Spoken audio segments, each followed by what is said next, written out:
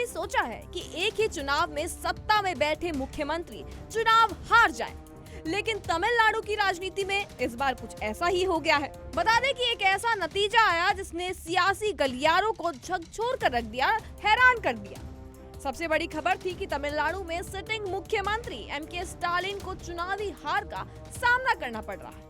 ये सिर्फ एक हार नहीं थी उनकी तरफ से, बल्कि एक राजनीतिक संदेश भी था, क्योंकि आमतौर पर जब भी कोई नेता मुख्यमंत्री के पद पर होता है तो उसके पास सत्ता का फायदा होता है, संगठन की ताकत होती है और प्रशासनिक पकड़ भी होती है। लेकिन इसके बावजूद अगर जनता उसे नकार दे तो ये सीधे सीधे जनमत के बड़े बदलाव की ओर इशारा करता है।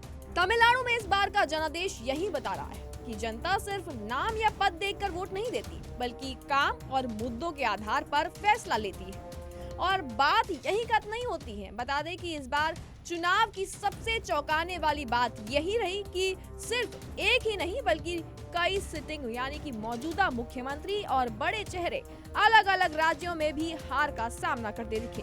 बता दें कि ये ट्रेंड बेहद असामान्य भी था। अगर हाल के राजनीतिक इतिहास पर अगर नजर डालते हैं हम तो ऐसे उदाहरण बहुत कम है, लेकिन बेहद अहम रहे हैं।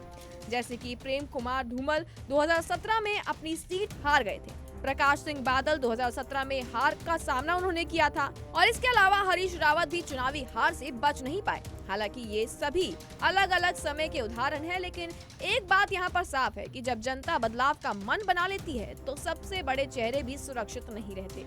इसका सीधा मतलब ये है कि देश की राजनीति में एंटी इनकम्बेंसी यानी कि सत्ता विरोधी लहर इस बार ज्यादा मजबूत रही।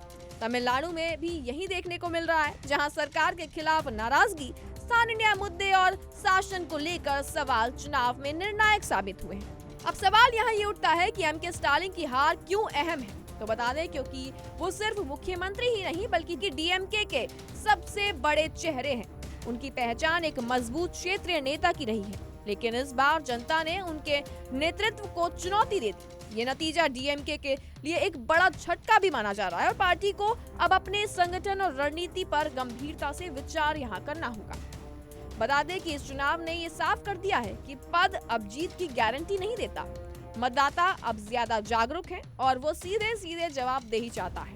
सवाल अब उठता है कि क्या ये एक बड़ा राष्ट्रीय ट्रेंड है? तो संभावना है कि हाँ, हो सकता है, क्योंकि जब अलग अलग राज्यों में सत्ता में बैठे नेताओं को हार मिलती है तो ये संकेत है कि मतदाता बदलाव जरूर चाहता है। तमिलनाडु का ये चुनाव सिर्फ एक राज्य का नतीजा नहीं था, बल्कि एक बड़ा राजनीतिक संकेत भी था। एक ऐसा संकेत जो बताता है कि अब राजनीति में कुछ भी तय नहीं है।